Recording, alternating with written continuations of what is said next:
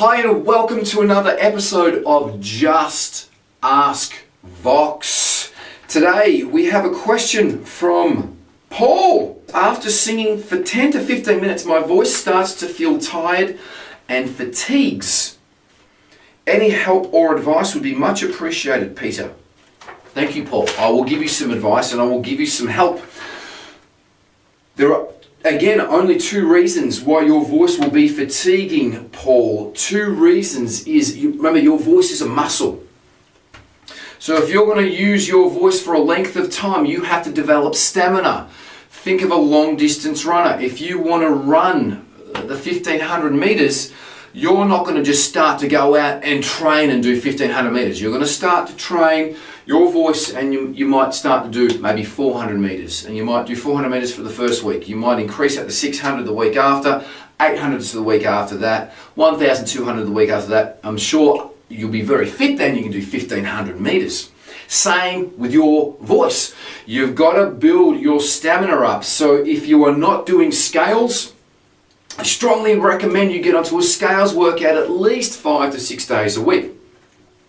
The longer you do scales, the more stamina you'll have in your voice.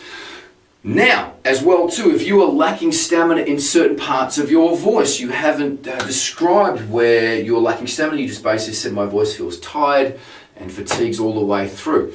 You may be just lacking stamina up top, or maybe in the middle part of your range, or in your falsetto. If you're lacking stamina in certain parts of your voice, do scales with those particular parts of your voice in mind. So if your voice is lacking stamina up higher, do a bunch of higher scales and a bunch of higher singing. Falsetto, same. Do a bunch of higher scales and some songs that have got falsetto in it.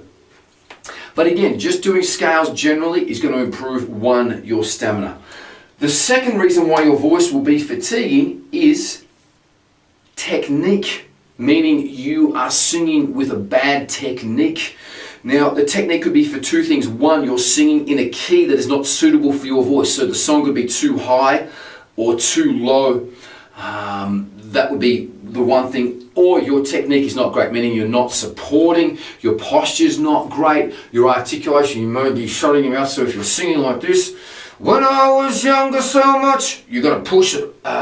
You have to push a lot to get your sound to come out if your mouth is closed. If your diaphragm isn't supporting, you're going to be putting a lot of pressure underneath your vocal cords. Your voice is going to be doing the work. You might be pushing down with your throat and your shoulders and your neck to get the sounds out.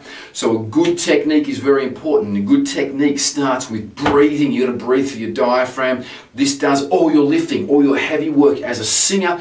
This is doing your work. Your neck should be staying very relaxed and your mouth should be opening up so your good sounds just flow out. Okay, so it should be flowing out like that. Your diaphragm's working.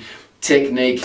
If you've got technique issues, I highly recommend getting some singing lessons. We have online singing lessons, online courses, and great teachers here in Melbourne, Australia. Hope I have helped you out, Paul. I'm sure that I have, because I've answered your questions. And I will see everybody on next week's episode of Just Ask Vox. Have a great week. Till then, bye-bye. Ask Vox Singing Academy. Thank you for watching. If you've found this video helpful, please give us a thumbs up and subscribe to this channel. If you want to learn more about your voice, please post your questions in the comments below. If we pick out one of your questions to do a video segment for, you will win a free lesson with myself or one of my fantastic singing teachers. So until next time, aim high, chase your dreams, believe in yourself, and have fun singing.